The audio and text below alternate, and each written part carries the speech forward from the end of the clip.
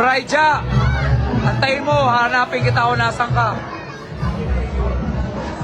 Kala mo ba hindi ka nakatrace? Oo. Antay ka. Tanda mo yan, ha? Hanapin kita. Mabait lang tayo. Kalmado lang ako. Pero gago rin ako sa mga katulad mo. Pwede ba akong pakiusap? Pagpahinay na natin yun.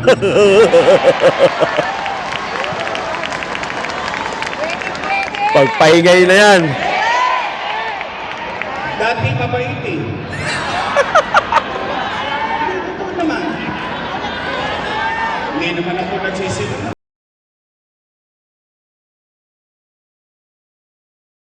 Tunay na balita, walang kinakampiyan, sumasalamin sa katotohanan lamang.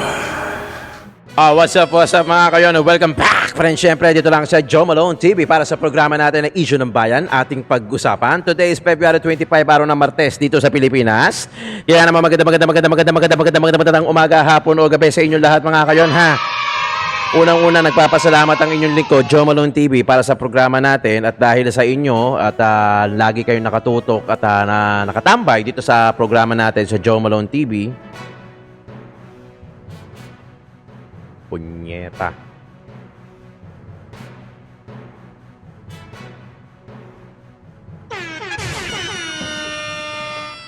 What's up mga kayon? Welcome back, friends. Siyempre, dito lang sa Joe Malone TV para sa programa natin na Issue ng Bayan, ating pag-usapan. Today is February 25, araw ng Martes dito sa Pilipinas. Kaya naman magandang umaga, hapon o gabi sa inyong lahat.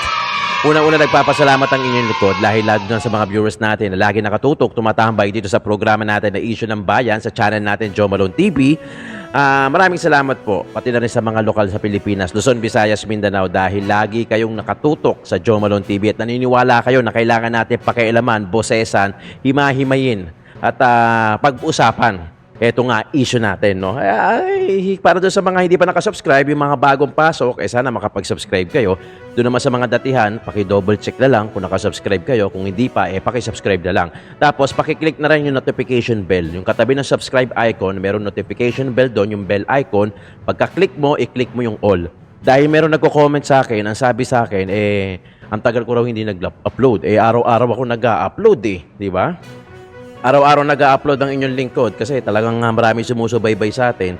Kaya sana kung ano yung suporta nga ginagawa natin kay VP Inday Sara, sana ganun din ang suporta ninyo sa tulad namin mga political vlogger. Lalo-lalo na sa akin, Joe Malone TV. Pwede nyo gamitin yung hashtag protect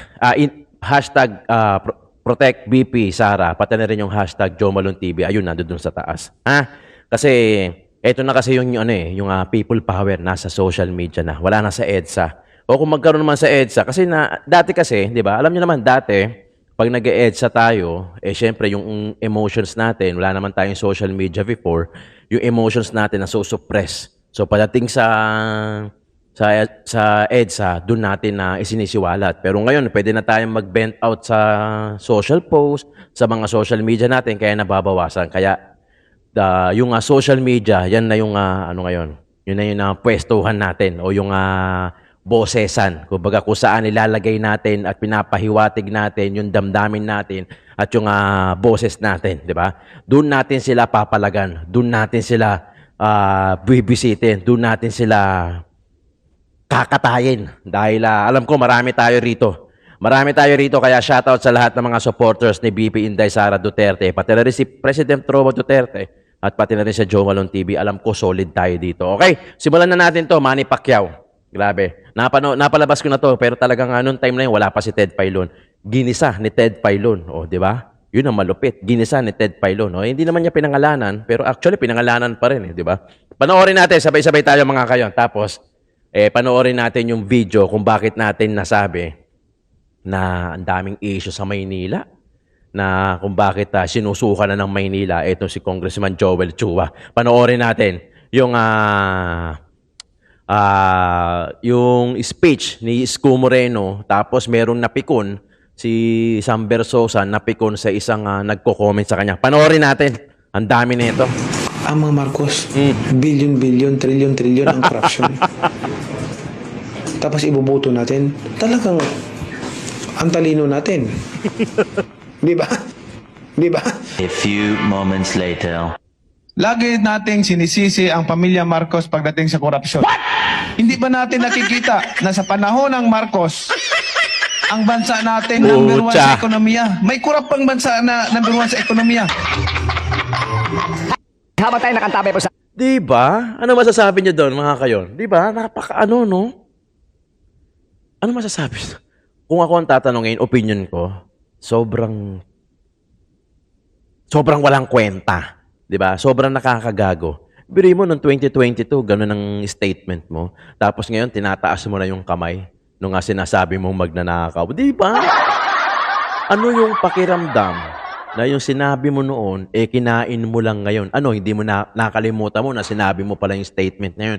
Yun ang kagandahan sa social media. Kasi may record na, may video na. Imagine kung wala to, pwede nilang pasinungalingan. Ay, hindi ko sinabi yun. Ha? Sinabi ko ba yun? Asan na ebidensya mo? Wala naman. Kasi noong mga panahon noon, walang social media, walang CCTV. So, walang mga gadget na pwedeng pang record na kung sinabi niya yun. Ngayon, meron na. Oh, di ba? Pwede napaiya sila. Well, at least, nakikita natin kung sino yung mga may kwenta. Nakikita natin kung sino yung karapat-dapat natin iboto sa May 12. Panoorin natin, Ted Pailon. ating panayam. Mamaya po pag-uusapan lang natin ito pahapi ako na po pagkatapos ng ating ugnayan kay Brad Jeff. Kasi nga kanina nakapanayan po natin ang COMELEC chairman doon sa issue po nitong campaign materials, issue po ng party list na talaga ho naman kinakailangan na raw po.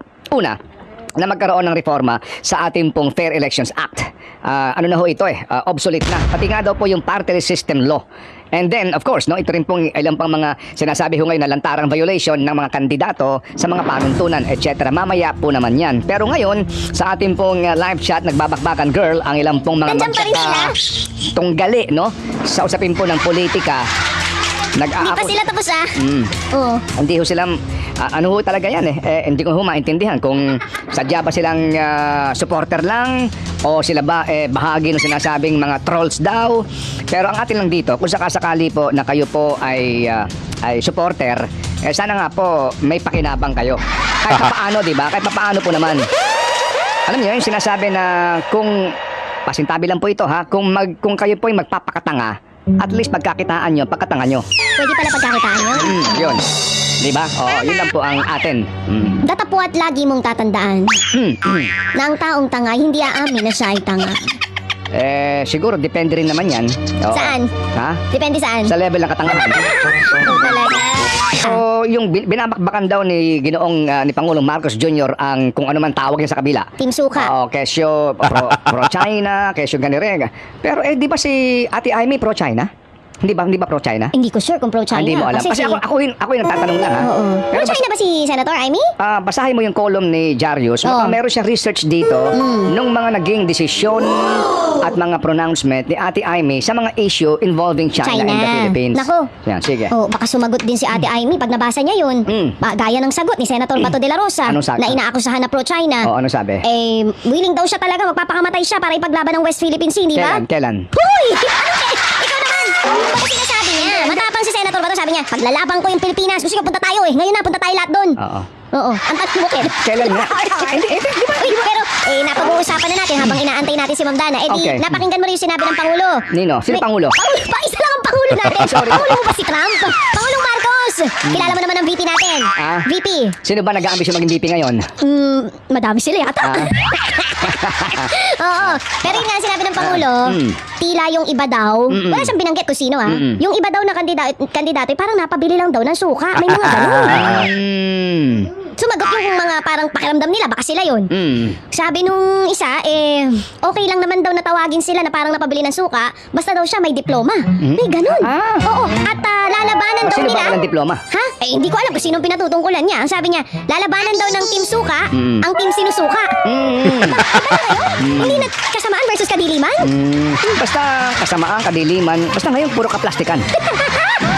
Kasi Yun ang malinaw.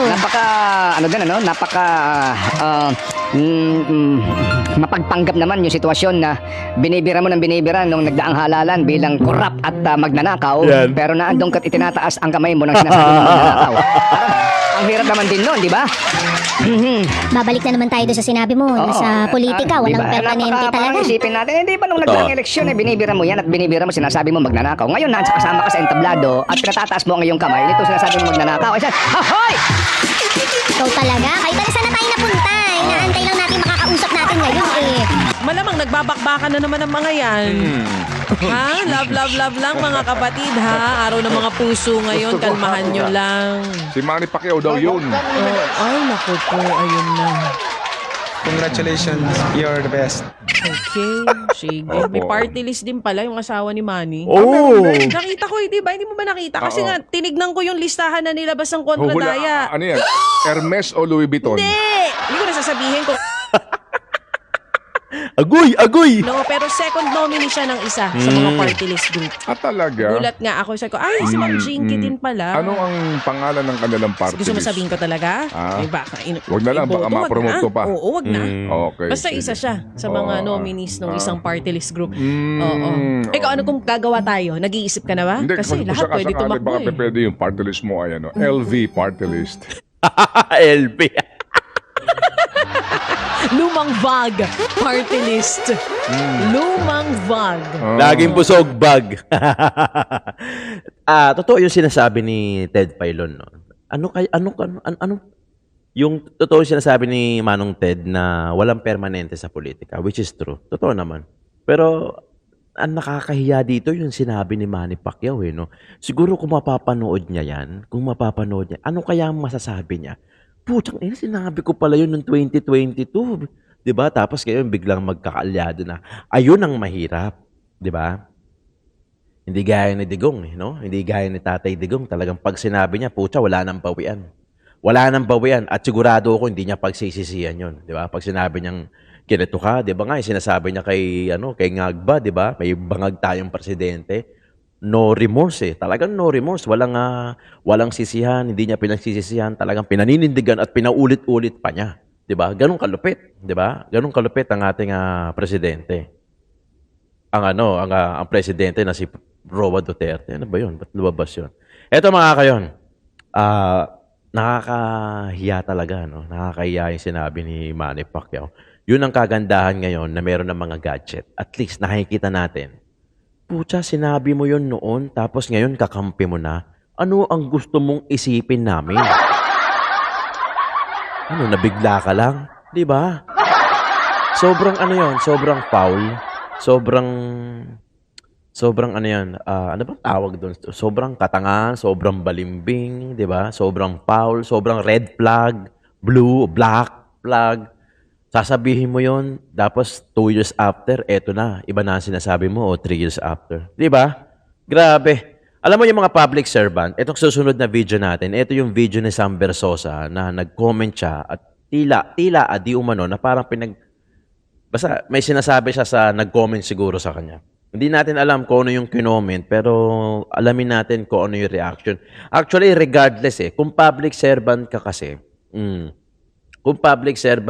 dapat dapat hindi ka talaga balat sibuyas. Kaya ka nga public servant Kumbaga sa basketball, kung ayaw mong masaktan, pisikalan yan Kung ayaw mong masaktan, doon ka na lang sa bahay, maglaro ka ng chess. Di ba?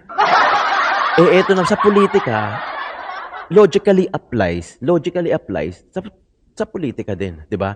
Kung ayaw mong masaktan, huwag ka mag-public servant, mag-private citizen ka. Ganun ka simple. Etong si Sam Bersosa po ay tumatakbo sa pagka-mayor sa Maynila rin. Ang kalaban nito yung incumbent na si Mayora Hanin Lacuna, pati na rin si Mayor Isko Moreno, si dating mayor na si Isko Moreno. So 6 kasi yung naglalaban sa Maynila. FYI, 6 yung naglalaban sa Maynila. Yorme Isko Moreno, Hanin Lacuna, yung incumbent, Sam Bersosa, Mara Tamundong, Michael Say, at sika si Raymond Bagaching, yung artista. So parang yung tatlo na latter, medyo, sa madaling salita, medyo malayo na. Kumbaga, malayo na. In layman's term, malayo na talaga.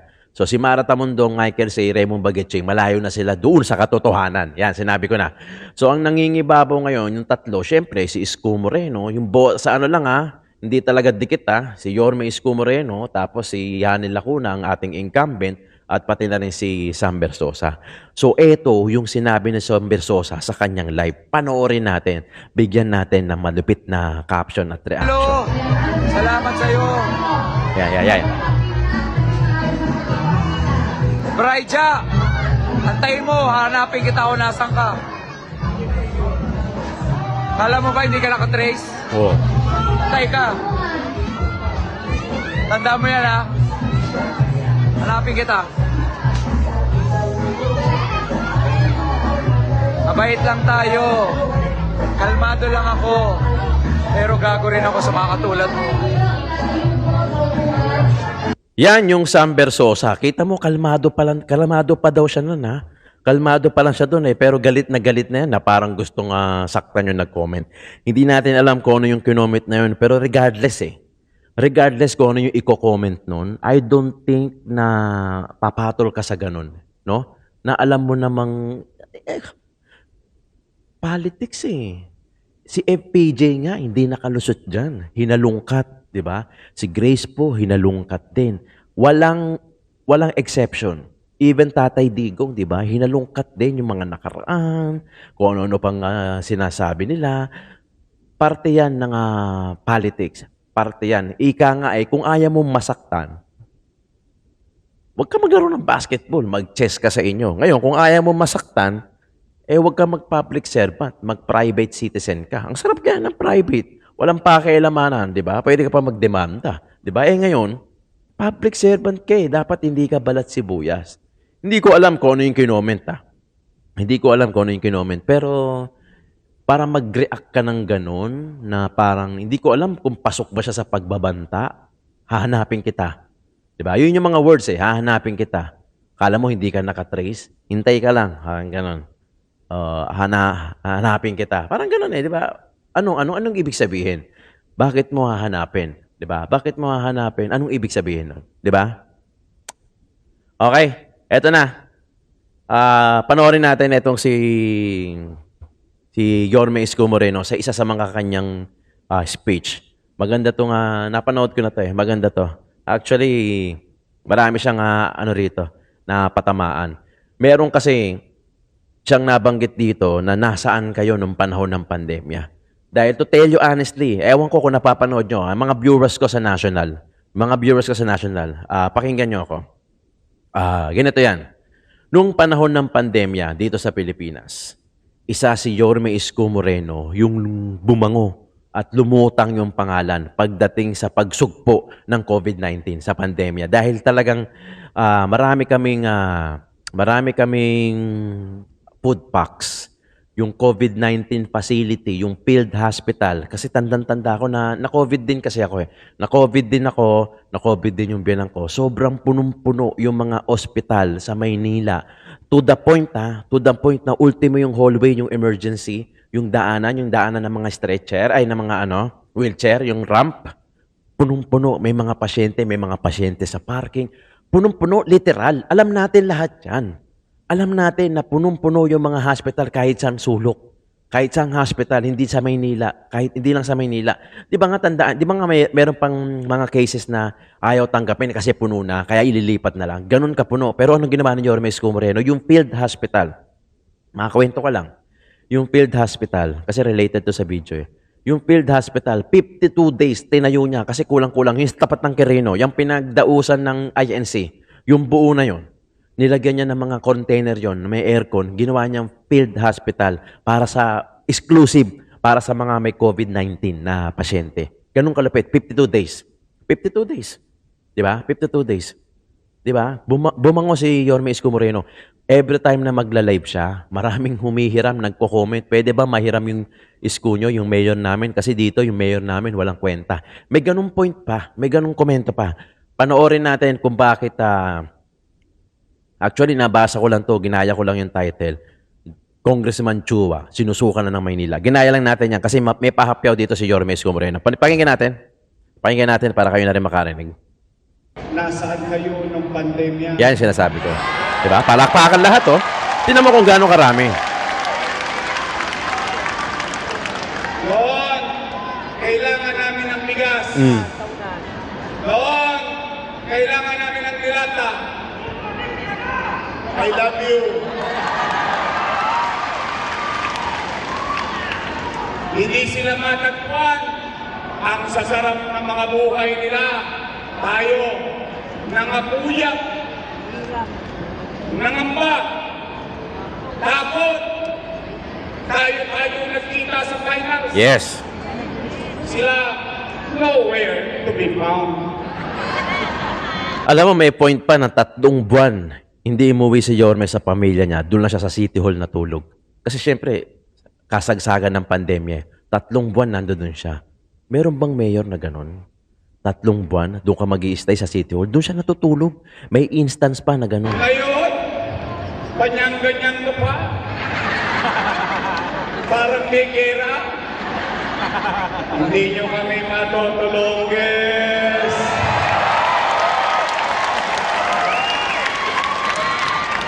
Oh, mga batang Maynila, may payo naman ako.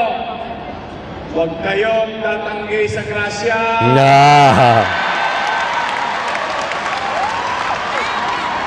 Ang tumatanggi sa grasya, baka madisgrasya. Tanggap lang ng tanggap. Total, ibinibigay naman. Bibigay ng AX, tanggap din. Bibigay ng lupat, tanggap din. At akalain mo ngayon, maghahalalan, may akap-akap ba? Ang sarap naman.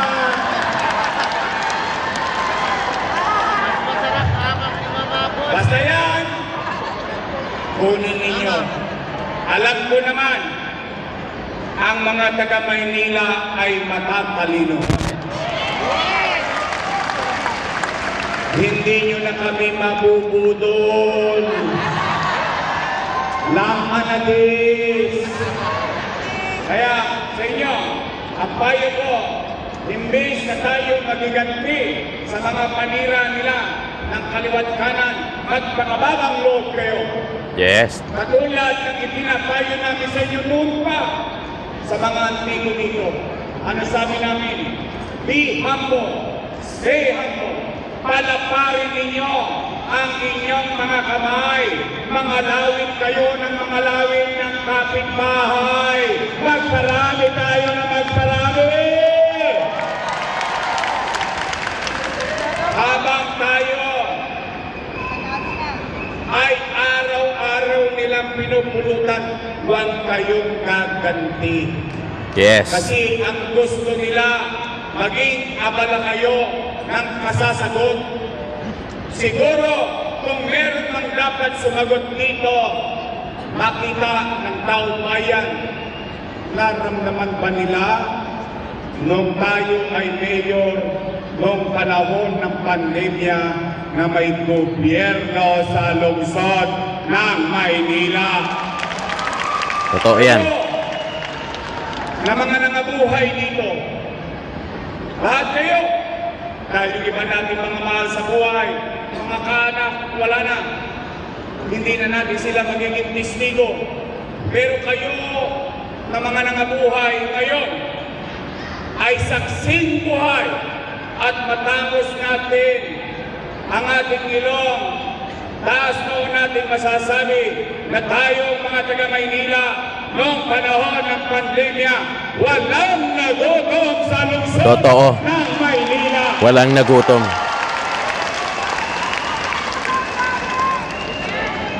Totoo yan. Kaya po, sa inyong lahat, na naparito, tumuloy-tuloy lang tayo.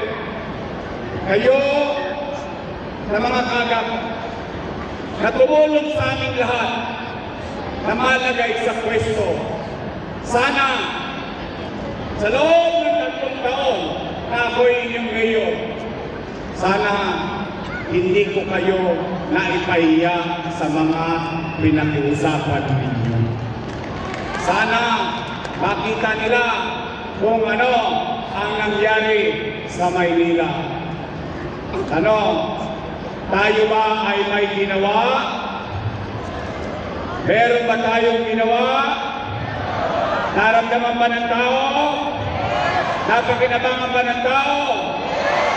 Kaya tulad ng sinabi ko dati pa, ano't mangyari, irahapos natin, itatawid natin ang bawat batang Maynila sa lungsod ng ating bayan.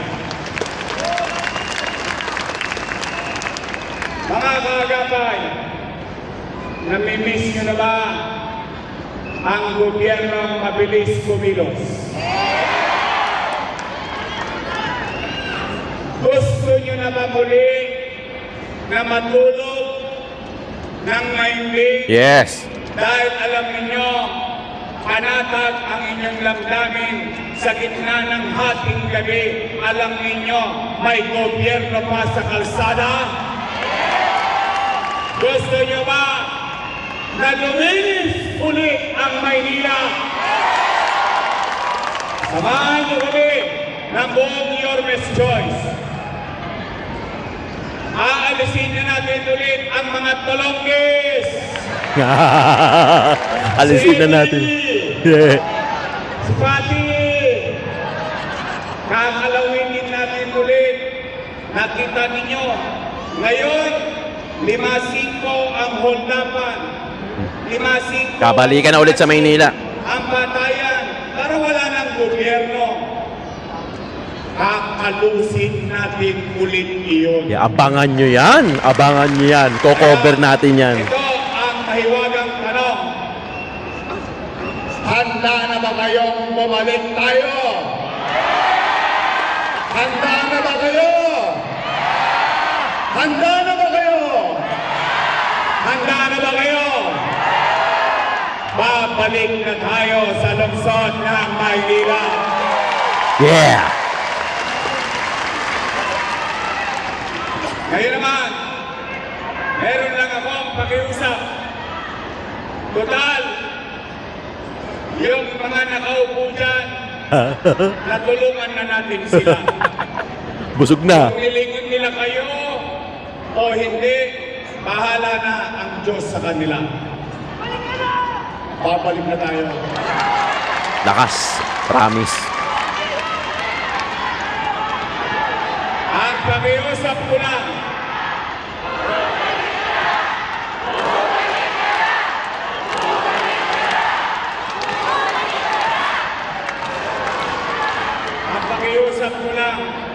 bigyan ninyo ko ng mga kasama na hindi kontrapelo. Hindi buhaya. Dahil itong laban na ito ay hindi tungkol sa aming mga politiko. Tungkol ito sa iyo, sa anak mo, sa apo mo, sa pamilya natin. Ito ay kinabukasan ng mamamayan ng lungsod ng Maynila. Alam nyo naman, kapag ka kontrapartido, kontra rito, kontra roon, makakontra lang. Tama, mali? Huwag nyo na akong mahirapan. Ako na kakargo lahat. Kung po pwede, sa bawat isa sa inyo, idiretso nyo na your best choice na Yon. sa puso nyo. Mabigat ang hinihiling ko, pero yung bigat na yan, isang boto yan, pagdating ng takdang panahon. Pero yung mahalagang mandato ng tao ay nakakapagpabago ng buhay ng bawat pamilyang Manilito.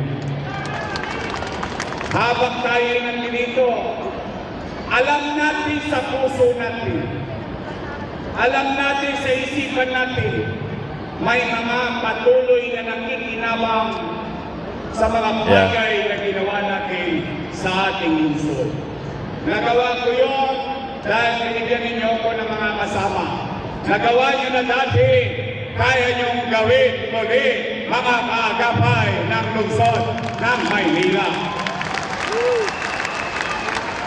Kaya, pwede ba? Pwede ba? Your best choice tayo. Straight din to. Your best choice. Straight din. Pwede ba? Your best choice tayo sa inyong mga kamag-anak. Pwede ba yung message tayo sa kapitbahay mong si Marites? Pwede ba yung message tayo sa kapitbahay mong si Marisol? Yung message tayo sa buong Maynila. Nandito, Bong Alvarez! Colin J. Chris Tagre. Natikman niyo na ba ang koka niya? Cookie ni Mocha. Lasang Mocha. Anong gusto niyo? Chocolate o Mocha? Ang ating kaibigan, Mocha Uso. O ito naman, sino mas gwapo? Yung lata yung anak.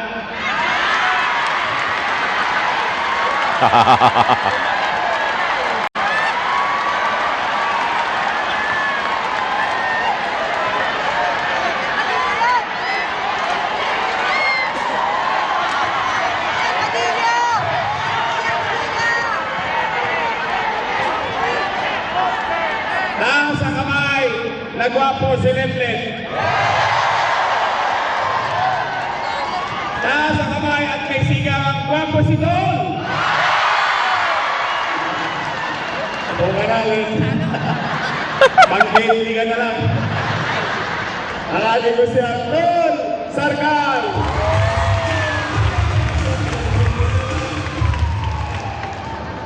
Mga nakakay ng tercera distrito. Ito ay personal. Personal kong hiling sa inyo. Alala ninyo,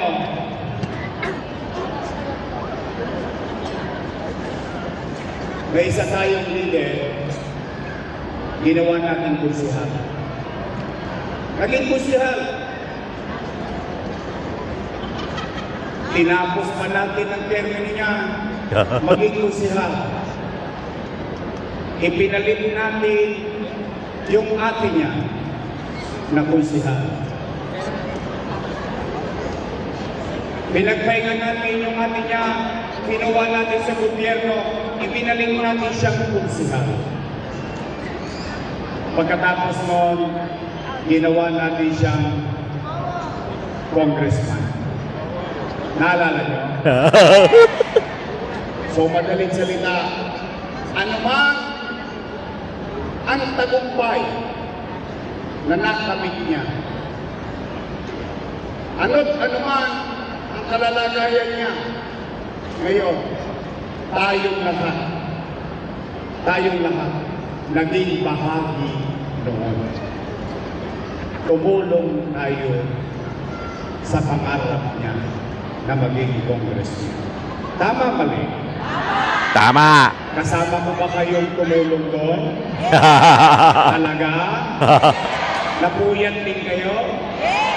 Nahirapan din ba kayong ibenta siya? Pero nanalo siya. Tama, mali?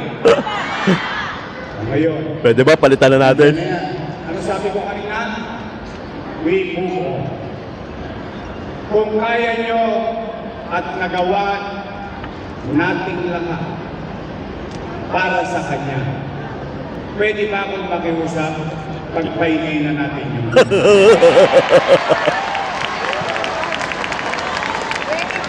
Pagpahingay na yan. Dati mabait eh. Ito naman. Hindi naman ako nagsisinunod. Dati mabait. Dati mabait.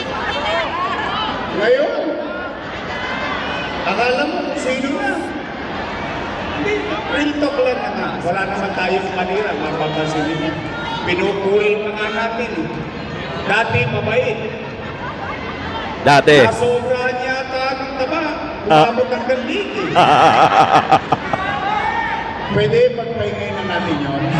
Pwede. Promise? Talaga? At least, ito i-endorse ko, Babae. laging nasa kalsada. Yan. matatagpuan. At higit sa lahat, magaling mag-concert. Yeah. Okay. Basta tayo, nakatulong tayo doon sa isa. Hindi naman pwedeng ikupi yun. O ngayon, ang tulong naman nating lahat, pwede bang makisuyo? Personal, pakisuyo sa inyo. Pwede ba ang gawin na natin congressman pagdating ng araw ng pag-uupo sa Mayo? Pwede ba si Apple Nieto? Ito yung kalaban ni Congressman Chua sa Distrito 3 bilang congressman woman Apple Gawa Nieto. niya sa kanya. Pwede ba natin gawin kay Apple? Yes. Promise? Talaga? Wala. Oh, mga kayon alam nyo na. Ito yung mga kalaban ni Congressman Joel Chua sa Distrito 3 sa Maynila sa pagka-congressman. Babae, congresswoman si Apple Nieto. Personal na hinihiling ni Yorme Isko Moreno na sana ito naman ang piliin at pagpahingahin na yung isa. Okay? Okay, mga kayon, grabe din yung balikan lang natin yung yung reaction ni Sam Bersosa Sa akin lang dapat hindi ka pikon, 'di ba? Andito ka sa public sa public servant eh. Humihingi ka ng mandato sa Manileño na piliin ka, tapos ganun yung ipapakita mo ugali, 'di ba?